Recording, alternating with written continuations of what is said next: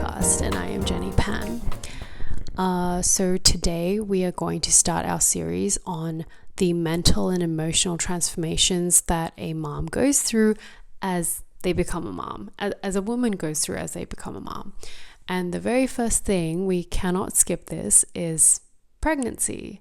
I don't know how your pregnancy was, but mine with my first was not very good. And I really don't have a lot of people to blame but myself on why I had such a horrible pregnancy. And I really had a really horrible attitude, which is, as I mentioned in my first episode, I was, and I continue to be, a bit of a narcissistic person. Selfish, very ambitious, very career focused. And so having a baby was not super exciting news to me in general, but also an unplanned baby was even more difficult for me because I was type A, a bit of a control freak, and it just happened so fast. And so I was really surprised and really shocked and really upset when I found out that I was pregnant with my first. And don't get me wrong, I love her and adore her so much, and she is a huge reason, one of the main reasons why I've transformed so much and why now I have baby fever and I love babies and I am so grateful to be a mom. But back then, what happened was we got married and I had to leave New York City, and I had so much of my identity in that city because it represented me. I wanted to be that career chasing, corporate ladder climbing woman. So removing me out of that place was really hard because it now questioned my identity. It now put a kind of, wedge in my identity and my brand of like who I wanted to be and who I wanted to kind of portray myself as. So, moving out to the suburbs of Jersey, and we had to, it was still COVID at that point, and my husband was a health worker, so he had to work in the hospital. And so, I could work from home, so definitely it was no brainer. I was going to move. And it was just so different. I was very isolated. I had gone away from my friends. I didn't have any family there. I didn't know how to drive. I was nauseous as heck, and I was pregnant and I didn't want to be. It was an unplanned pregnancy, and to me that was just too much. And so too many changes, feeling super isolated. I had a really bad attitude. People talk a lot about postpartum depression, postpartum blues, and that is a very real thing. I had that too. But I had, looking back, depression while I was pregnant. I was so unhappy. I was so alone. And my husband was working like 12 hours a day in the hospital. So I was alone in that apartment with my dog. I didn't have any friends. I couldn't go outside. It was winter. It was January, February, March. It was just such a long, lonely winter for me. And yes, eventually I'd made friends, but I had this horrible attitude about pregnancy. Everything, just not even just the pregnancy, but I was unhappy with everything. And I had all these questions of like, was I going to be irrelevant as a person after becoming a mom? Because what I had seen and from my friends who got pregnant and had babies was they kind of disappeared off the face of the earth. Like they were not reachable anymore. They weren't outgoing anymore. It just all became about their children. And as a single person, I was like, that was sometimes a bit hurtful for me because people would just disappear along with people who found their partners or got married. I didn't want to be that person. And so that, and then like I talked about in the previous episode, I was so focused on my career and I was scared that maybe people would think of me differently as a mom. Like, oh, she's not going to put her career first anymore. She's not going to be in this meeting at 11 p.m. anymore. She's, because, you go through your career and you see a lot of moms who have to get off at work in order to pick up their kid. And so to me, saying this right now is so wild and so ridiculous, right? That at that time, that's how much I love my career. That's how much I had put in my value and my identity into my career, that I didn't want my baby, I didn't want my family to hinder that. Oh my gosh, just like thinking about it and talking about it in that way right now is so disturbing to me. And I guess that goes back to the point of how much I had transformed in this journey. And so yeah, anyway, mentally, emotionally, there was just a lot going on for me. Basically, what I did was I didn't really want to think about this pregnancy.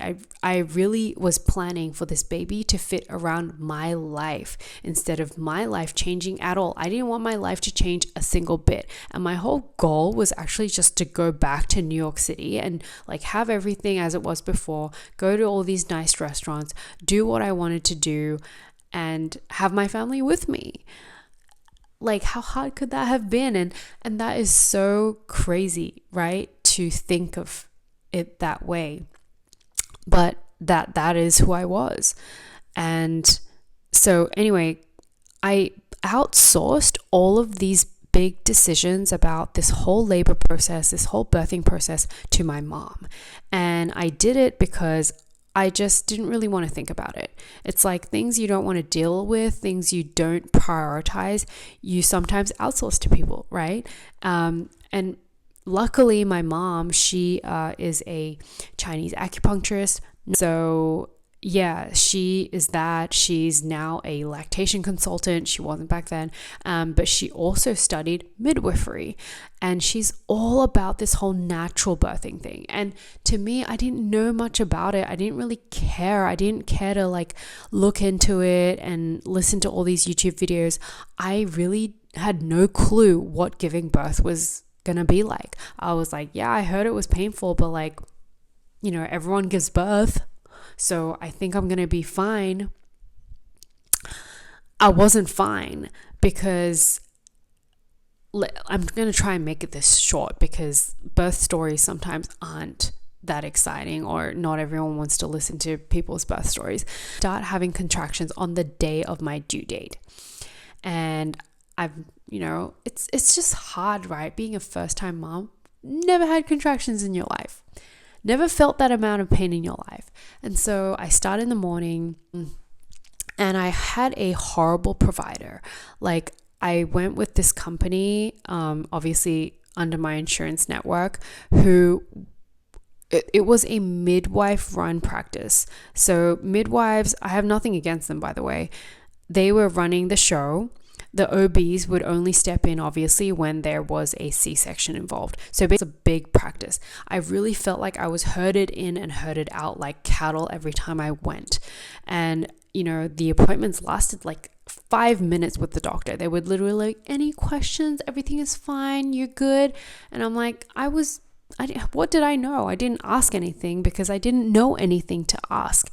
And so that was kind of how it was for 9 months, going in and out of those appointments. Anyway, I have super painful contractions. They're getting closer and closer.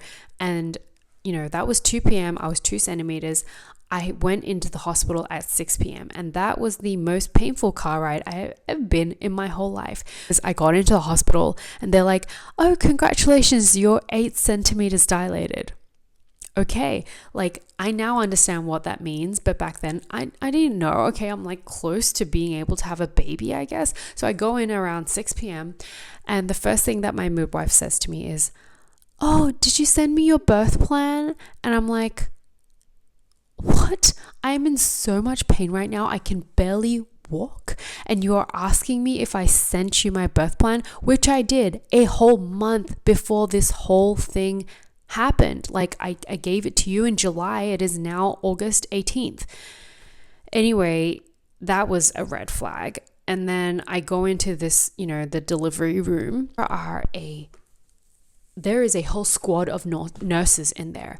So many of them. There were like 6 or 7 of them. None of them introduced themselves. They were all kind of like doing their own thing. I don't know what, because I was in so much pain. And I'm put on that bed in this ridiculous hospital. I'm just going to name names because I don't want you to go through what I went through. Or if you know friends who live in New Jersey and who are thinking of going to Princeton Hospital, this was my experience. I'm not saying everyone experiences it this way. And this was obviously like 3 years ago. So maybe they've improved. But This hospital, facility wise, was like 10 out of 10, right? It was glass ceilings, glass windows from floor to ceiling. But like in the delivery room, isn't that a stupid idea? Like, whose bright idea was it to have floor to ceiling glass in a delivery room? Like, blood everywhere, my vag just out there, lights, darkness, reflection of you and everything going on. Like, no one coached me on how to push. I don't even know where my midwife was at this point. Anyway, I'm getting closer and closer.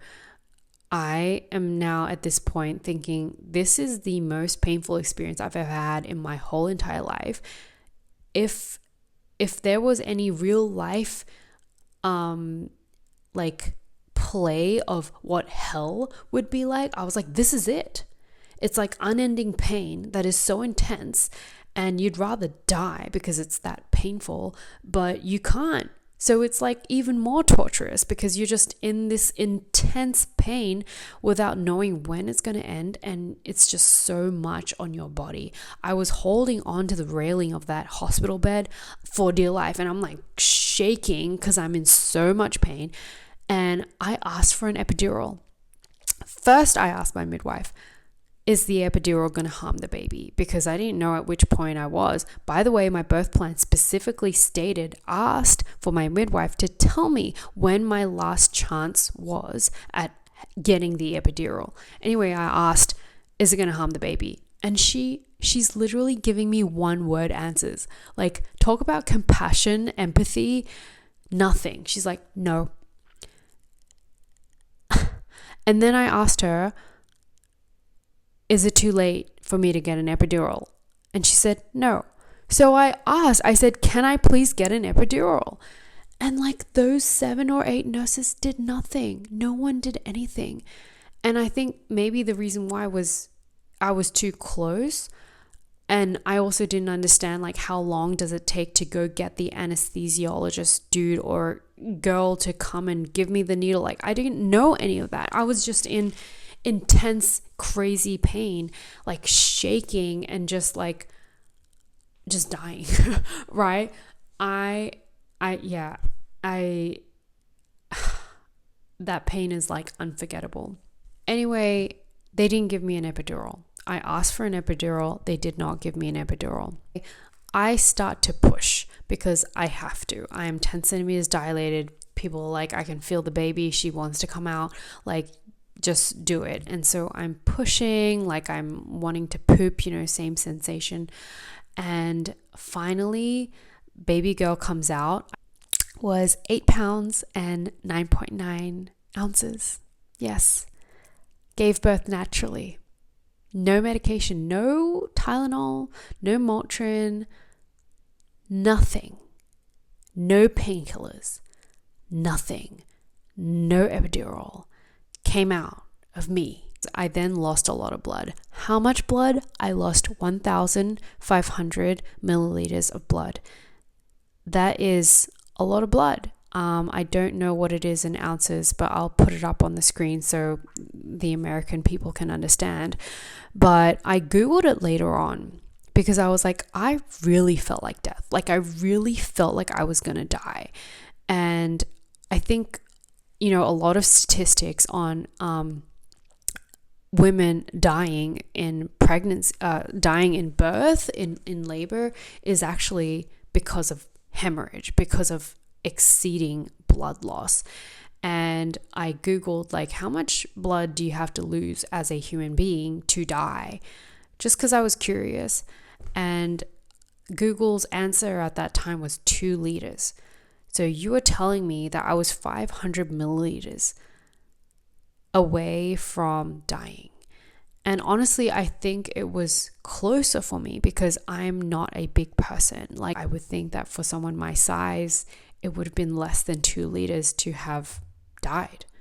I know it sounds really dramatic right now and you don't know me very well, but so what happened was after I lost that much blood, they were telling me that I had lost a lot of blood. They did not give me a blood transfusion. They did not even give me an iron transfusion. They then did all of the procedures that were completely normal for a healthy average birth. All 7 and 8 of these nurses thought that was a bright idea. So, placenta comes out, baby's out, crying. They put her on my chest. I can barely hold on to her because I am in so all my blood had left my body, right? I feel weaker than I have ever felt in my whole entire life. And after a while, they tell me to get up and go and pee in the bathroom. So, I am a very obedient person, maybe because I'm Asian, maybe because I just like to obey the rules. Well, and so I peed successfully. But then when I got up, I was seeing stars, everything was going white, and I started shaking violently. And when I say I was shaking violently, I'm not saying oh, yeah, it was just like this. I was like this, and I could not stop myself. All the nurses started panicking, and they're like, okay, we're gonna sit you back down on the wheelchair. And I kept telling them, I'm so cold. I think my blood pressure was incredibly low because of all of that. And so they had to put me back on the wheelchair, and they put all these blankets, all the blankets that they could find in the ward, along with it looked like tinfoil, aluminum, blankets, whatever they give those marathon runners at the end of the day. I got that. And then they wheeled me to the postpartum ward in that condition. I know for a fact, my faith is in God. I'm a Christian. I just knew that God saved me that night. I have no other explanation for it. Otherwise, I really should have been in the ICU. But I managed to survive in the postpartum ward. But, could you imagine the kind of condition that I came out of the hospital in? Most women, any healthy average birth, you're already so tired and so exhausted coming out of the hospital to take care of baby and start breastfeeding and all of those things. But for me, I was wrecked. Also, breastfeeding, gosh, that is one of the hardest things in the world. I was not equipped at all for my postpartum journey after I left that hospital. So yeah, mentally, I was not in a good space. Mentally, I was really continued to be unhappy, and I was just really unhealthy. And I think it was physical health issues and all of this birth trauma that I came back home and I really couldn't bond with baby. I was just so tired. I was so exhausted. I had so many intrusive thoughts. I didn't even know I had birth trauma. I noticed that because I had issues sleeping. Every time someone casually asked me oh my God, tell me whatever happened, how was your birth? And I would tell them, and my mind would just be reeling after I would tell that story, and I was not okay, and I could not sleep at all. And I've never had a history of insomnia in my life, and I could not sleep every time I told that story. And I was so angry. I was just so angry at everybody. I was just angry at the hospital. I was angry at the providers. I was angry at my mom, everything. And really going through it all with my therapist. I actually interviewed her over a year ago for this podcast, but I couldn't get to this podcast until now. And we'll go through more of that, but I was not in a good mental space. I had never had any mental issues in my whole life till having a baby. And I don't want it to sound like the baby caused this problem. No, it was the birth and labor experience that I had. And I think the American health system and people in general, because so many women give birth, right? It's normal, but really just have some sympathy, you guys, have some compassion, whoever, especially for moms who are giving birth for the first time. I know that as a nurse who works in that OB, ward, it's something you see all the time.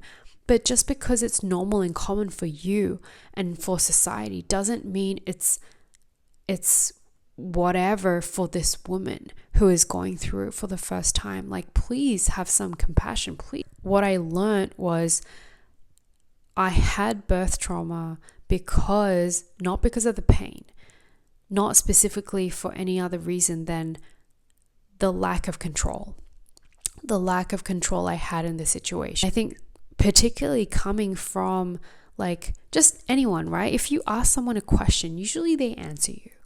But like, I asked for an epidural, and what I was faced with for an answer was silence. That's unacceptable. That's not professional. That's not nice. For a while, I really, really demonized everybody in that process, and really victimized myself. And yes, I was a victim in a sense, but I truly was able to heal from birth trauma by owning part of it, really looking back and thinking, you know what, I should have owned this whole process. Instead of asking my mom to choose my provider, I should have done a bit of research. I should have had a little bit more of a positive attitude going into this whole pregnancy. And like, I should have educated myself on like what kind of pain management I could have done in the process. But yeah, I had a lot of intrusive thoughts. I was going back to that. Like, I noticed I would be driving, and sometimes I would look at a tree and think, what would happen if I drove into that tree? It's really upsetting thinking about it right now, because the last thing I want to do right now is die. I want to be there for my girls for as long as I can, naturally, as long as I could live. You know, one of the biggest prayer points I have is I just want my girls to live way beyond me. Like, I could not fathom how it would feel to lose one of my girls in front of my eyes. But I had mental issues. I had postpartum depression. I had birth trauma. I would be thinking about these scenes that were in my head from this whole birth would stick in my head. I would lay awake many nights after putting my baby to bed in sheer exhaustion, and I would just cry my ass out. I would be so unhappy on the bed, and I would just cry. Out of exhaustion, out of despair. Wondering when this would end, like the sleeplessness. Sleep deprivation is really, really harsh. And I just wasn't expecting any of this. I didn't know any of this. I wish someone had really told me, like, man, you're in for it. This is going to be a ride. And I think for me, part of the whole thing was also related to the fact that my pregnancy was unplanned. So I felt kind of like out of control from the very beginning. Anyway, going back to this whole episode of being about birth trauma, the mental changes that we go through, it took me 6 months, a good 6 months of therapy to be healed. And now I am able to talk about that experience without losing myself and without losing sleep. Tonight when I go to bed, I don't replay these things over and over. Postpartum depression I think is a huge thing. I think postpartum blues, I think birth trauma, all of that is huge. I think that a lot of podcasts do cover it, but you know, as a new mom, you're not really looking for that information. If I could do myself a favor, or like friends that I truly care about, and they want to listen and they're open to it, like, I want to tell them everything. Like, hey, the birthing process is a really out of control process.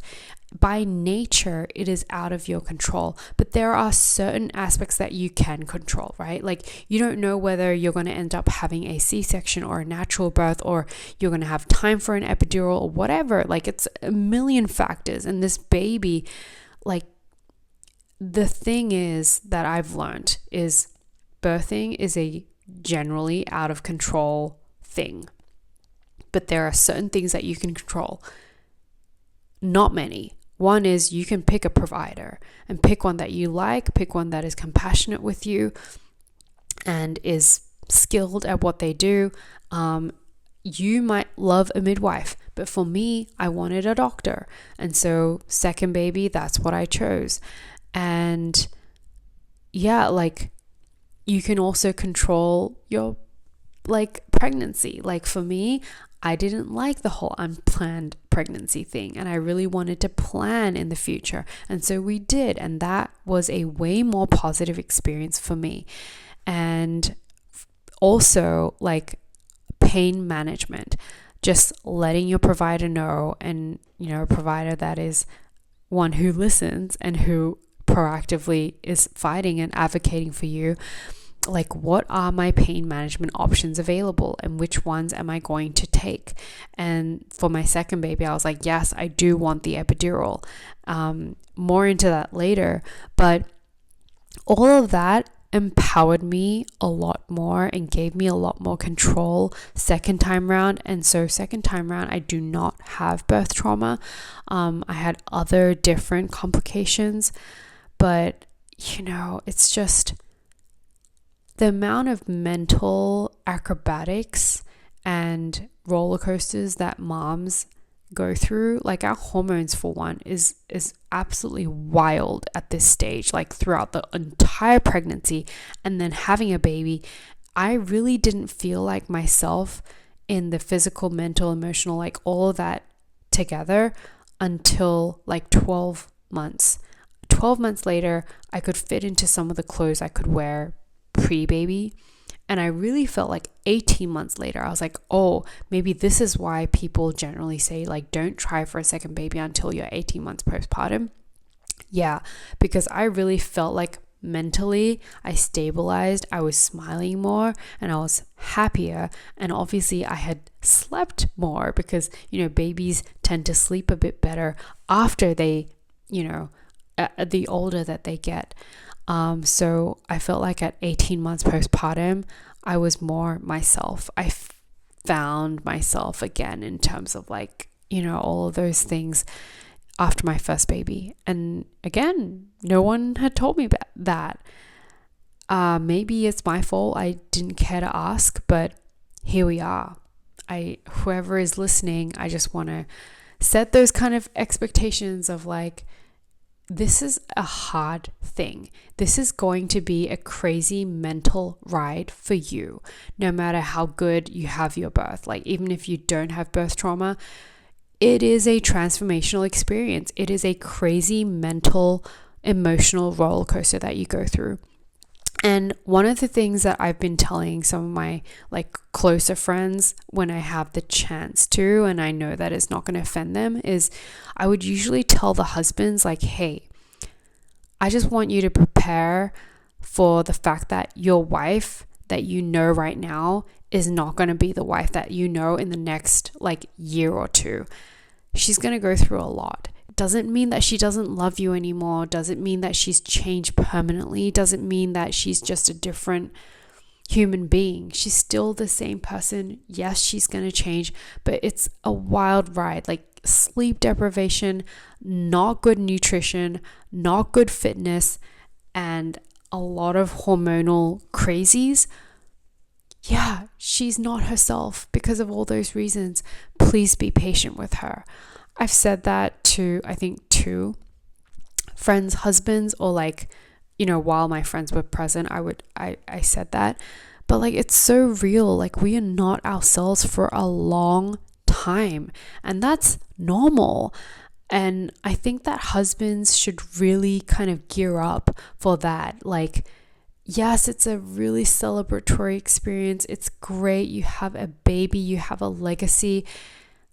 But your wife is not gonna be the wife that you knew pre-baby for a while.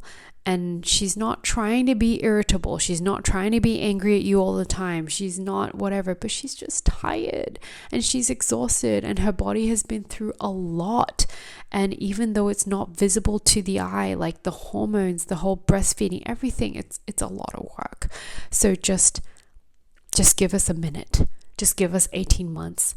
Anyway, that is it for tonight. I would like to thank the sponsors of this episode. This is a joke because the sponsor of this episode is myself and my husband, mainly my husband. He's the one who makes the money now since I quit my job. So anyway, we'll see you next time. We will talk more about the mental transformation that we all go through as new moms.